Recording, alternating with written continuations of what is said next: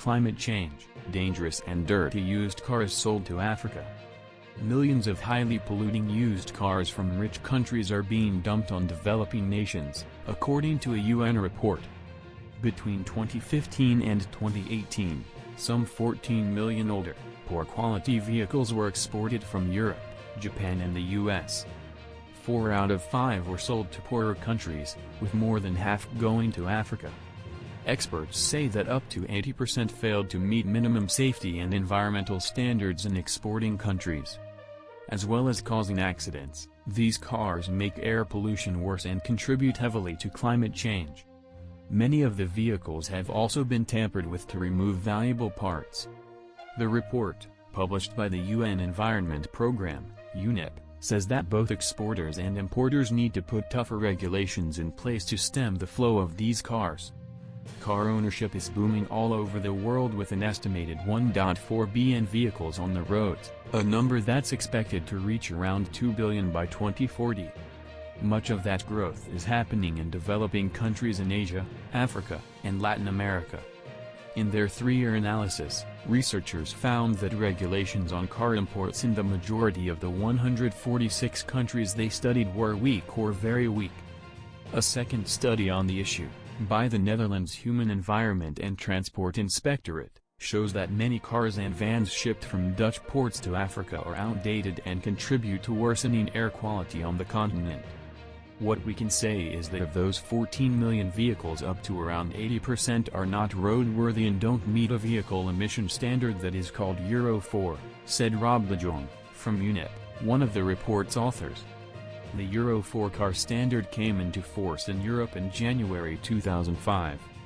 That means that those vehicles emit 90% more emissions because they are not meeting this minimal standard, said Mr. de Jong. According to the authors, these cars are both dangerous and dirty. They believe these imports are responsible for increased levels of road accidents in many poorer African and Asian countries. The cars are also pumping out fine particulate matter and nitrogen oxides, which are major sources of air pollution in many cities. In 2017, the average age of a diesel vehicle imported into Uganda was over 20 years old, said Jane Akumu, also from Unep. This is the same story for Zimbabwe. In fact, around 30 countries of Africa do not have any age limit on cars. So, any kind of car of any kind of age can come in. As well as failing to meet road safety and environmental standards, a significant number were tampered with and had important equipment removed. They cut out catalytic converters, because the platinum value is worth $500, and they put in a piece of steel pipe and welded back in, said Rob de Jong. They have illegally removed the airbags, because they have a value in Europe. They have illegally removed the anti-lock brake system because it has a value and is being sold on the black market. Of the vehicles in the report, more than 54% came from Europe. Many were exported through the Netherlands. The Dutch authorities are concerned about the trade and want action taken at the European level.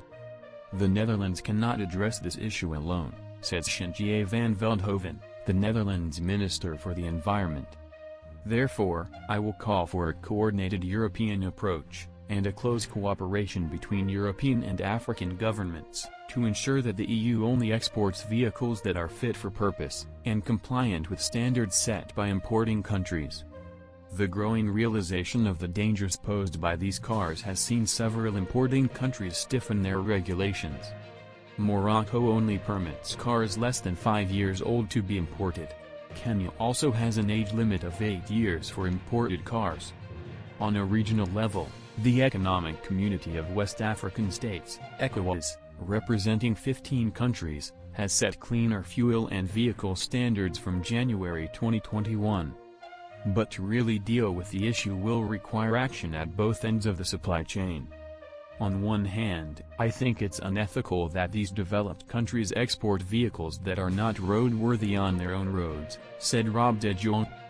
On the other hand, why have the importing countries been waiting so long to put in place some minimum standards? So I think the onus is not only on the exporting country, it's really a joint responsibility. Thanks for watching Universal Information and Entertainment TV.